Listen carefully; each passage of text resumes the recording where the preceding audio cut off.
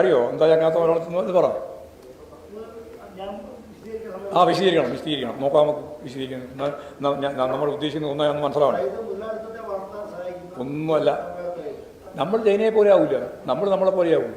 CPIMൻ്റെ പുതിയ സംസ്ഥാന കമ്മിറ്റി കെട്ടിടമായ പുതിയ AKG സെൻറ്ററിലെ ആദ്യത്തെ പത്രസമ്മേളനമായിരുന്നു ഇന്ന്.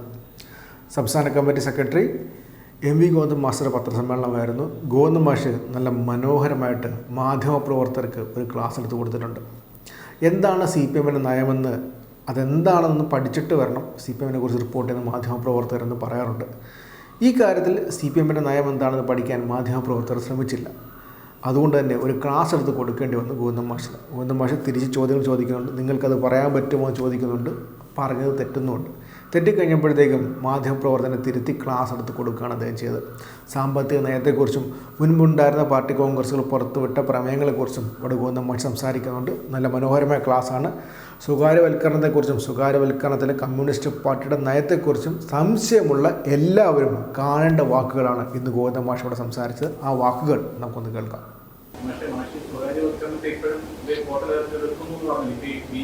ഞാൻ പറഞ്ഞത് മനസ്സിലായില്ലേ? സ്വകാര്യവൽക്കരണത്തെ പൂർണ്ണമായി എതിർക്കുന്ന രീതിയല്ല ഞാൻ പറഞ്ഞത്. ഇല്ല, ഞാൻ പറഞ്ഞത് ഒന്നും കൂടി പറയാം. സ്വകാര്യവൽക്കരണത്തെ പൂർണ്ണമായിട്ട് അവസാനിപ്പിക്കണം എന്നുള്ളതല്ല ഞങ്ങളുടെ അടുത്ത നിലപാട്. മുൻകൈ ഗവൺമെൻറ്റിൽ അതിൻ്റെ ഭാഗമായിട്ട് ചിലപ്പോൾ മറ്റ് മൂലധന ശക്തികളെയും ഉപയോഗിക്കേണ്ടി വരും. അതിനൊന്നും ഞങ്ങൾക്ക് യാതൊരു നിലപാട് വ്യത്യാസവുമില്ല. 18ാം പാർട്ടി കോൺഗ്രസ്സാണ് ഈ നിലപാട് സ്വീകരിച്ചത്.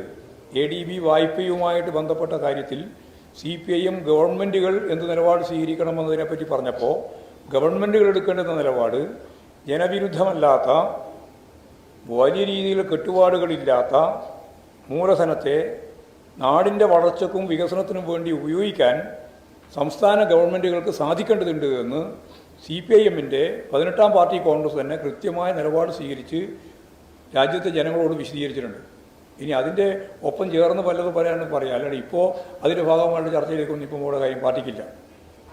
സ്വകാര്യം എന്ന് കേൾക്കുമ്പോൾ തന്നെ വല്ലാതെ വിഷമം വന്ന് പോകുന്നുള്ള തെറ്റിദ്ധാരണയൊന്നും വേണ്ട. അതെ, അദാനിയെ പാർട്ണറായിട്ടല്ല ഉദ്ദേശിക്കുന്നത്. അദാനിയുടെ സഹായം കൂടി ചേർത്തുകൊണ്ട് ആ പദ്ധതി വിജയിപ്പിച്ച് മുന്നോട്ടേക്ക് കൊണ്ടുപോകാനാണ് ഞങ്ങൾ ശ്രമിച്ചത്. അതിന് കരാറുണ്ടാക്കിയപ്പോൾ ആ കരാറിൽ സ്വകാര്യവൽക്കരണമായിരുന്നു അവരുദ്ദേശിച്ചത് എന്നാണ് ഞാൻ പറഞ്ഞത്. ഇപ്പോഴും സ്വകാര്യവൽക്കരണത്തിൻ്റെ ഭാഗമായിട്ടാണ് അതിൻ്റെ അകത്തൊരു ഭാഗം തന്നെയാണ്, സ്വകാര്യവൽക്കരണത്തിൻ്റെ തന്നെ ഭാഗമാണ്. പക്ഷേ ഞങ്ങളത് അവസാനിപ്പിച്ചിട്ടില്ല. കാരണം ഒരു ഗവൺമെൻറ് തുടർച്ചയായിട്ടാണ് ഞങ്ങൾ വരുന്നത്. അതുകൊണ്ട് ഞങ്ങൾ ഇതെല്ലാം അവസാനിപ്പിക്കാൻ പോവുകയാണെന്ന് തീരുമാനിച്ചാൽ ഉടനെ കേസും അതിൻ്റെ ഭാഗമായിട്ടുള്ള പ്രശ്നമാവും. ആ പരിപാടി നടക്കാതാവും. അങ്ങനെ നടക്കാതിരിക്കണം എന്ന് ഞങ്ങൾ കണ്ടിട്ടില്ല. അതുകൊണ്ടാണ് അത് തുടരാൻ തീരുമാനിച്ചത്.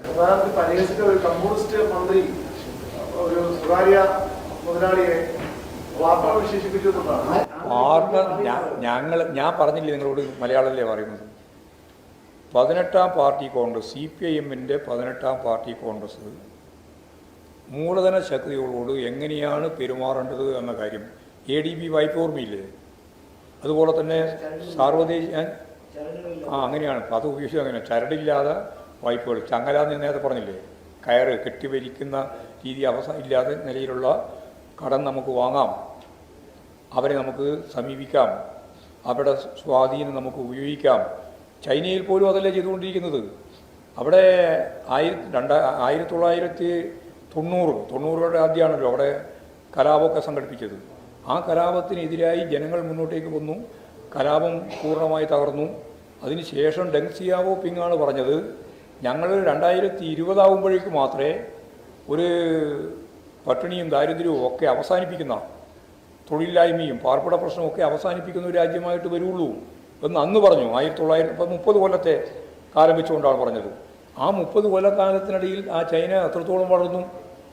ചൈന വളരുന്നതിന് ഉപയോഗിച്ച് മൂലധനത്തിലെ പ്രധാനപ്പെട്ട മൂലധനം വിദേശ മൂലധനം ഉൾപ്പെടെ ചേർത്തുകൊണ്ടല്ലേ ചൈന വളർന്നത്. അത് ചൈന എന്ന് പറയുന്ന ഒരു വലിയ രാജ്യം, ഇത് കേരളം എന്ന് പറയുന്ന ഒരു ചെറിയ സംസ്ഥാനം.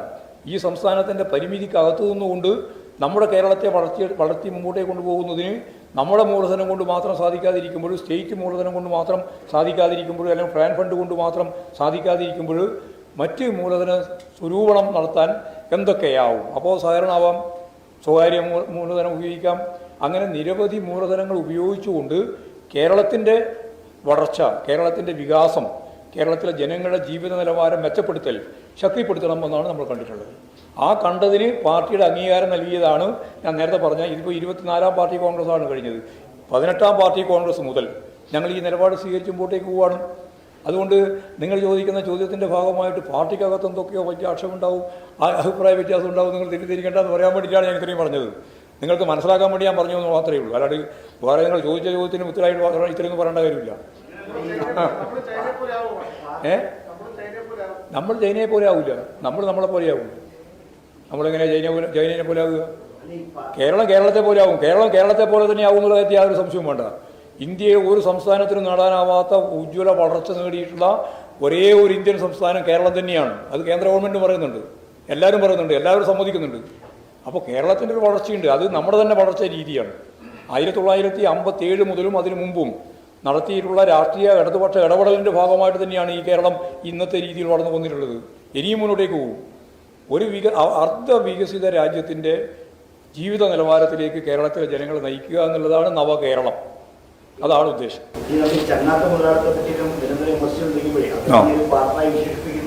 ചങ്ങാത്ത മുതലാളിത്തവും ഇതും തമ്മിൽ വ്യത്യാസമുണ്ട്. ചങ്ങാത്ത മുതലാളിത്തം എന്ന് പറഞ്ഞാൽ എന്താ അറിയോ? അത് പറഞ്ഞ മനസ്സായി. ക്രോണിക് ക്യാപിറ്റലിൻ്റെ മലയാളമാണ് ചങ്ങാത്ത മുതലാളിത്തം. അതെന്താ അറിയോ? എന്താ ചങ്ങാത്ത മുതലാളിത്തം എന്ന് പറ. വിശദീകരിക്കണം. നോക്കാം നമുക്ക് വിശദീകരിക്കണം. നമ്മൾ ഉദ്ദേശിക്കുന്നത് ഒന്നാണെന്ന് മനസ്സിലാവണം. ഒന്നുമല്ല ഞാൻ പറയാ. ചങ്ങാത്ത മുതലാളിത്തം എന്ന് പറയുന്നത് 3 ഘടകങ്ങൾ ചേരുന്ന ഒരു പ്രത്യേക മുതലാളിത്ത രൂപമാണ്. അതൊന്ന് ഭരണം നടത്തുന്ന ഭരണവർഗ പാർട്ടി ഓഹരി വെക്കുന്ന വിഭാഗം. ഞാൻ പറയുന്നു സമ്പത്ത് എങ്ങനെയാണ് ഇവർ ഓഹരി വെക്കുന്നത്? അത് പൊതുമേഖലാ സ്ഥാപനങ്ങൾ വിറ്റ് തുറക്കുമ്പോൾ കിട്ടുന്ന വലിയ കമ്മീഷനാണ്. അതിൻ്റെ ഭാഗമായിട്ടാണ് ഈ പുതിയ ഭൂസ്വാതി പടർന്നു വന്നത്. അതൊന്ന് ഈ ഭരിക്കുന്ന രാഷ്ട്രീയ പാർട്ടി, 2 കോർപ്പറേറ്റ് മാനേജ്മെൻറ്റ്, 3 ബ്യൂറോക്രാറ്റ്സ്, ഉയർന്ന ഉദ്യോഗസ്ഥ വൃന്ദം. ഈ 3ഉം പൊതുമേഖലാ സ്ഥാപനങ്ങളിൽ ലക്ഷക്കണക്കിന് കോടി രൂപയുടെ മൂലധനമുള്ള പൊതുമേഖലാ സ്ഥാപനങ്ങൾ ആയിരക്കണക്കിന് ചുളുവിൽ വെച്ച് അതിൻ്റെ ഭാഗമായിട്ട് കിട്ടുന്ന ലാഭം കൊണ്ട് കൊഴുത്ത് തടിക്കുന്ന ഈ 3 വിഭാഗത്തെയാണ് ക്രോണി ക്യാപിറ്റലിസം എന്ന് പറയുന്നത്. അതും ഇതും തമ്മിൽ എന്ത് ബന്ധമുള്ളത്? ഇല്ല, ഒരു ബന്ധമില്ല.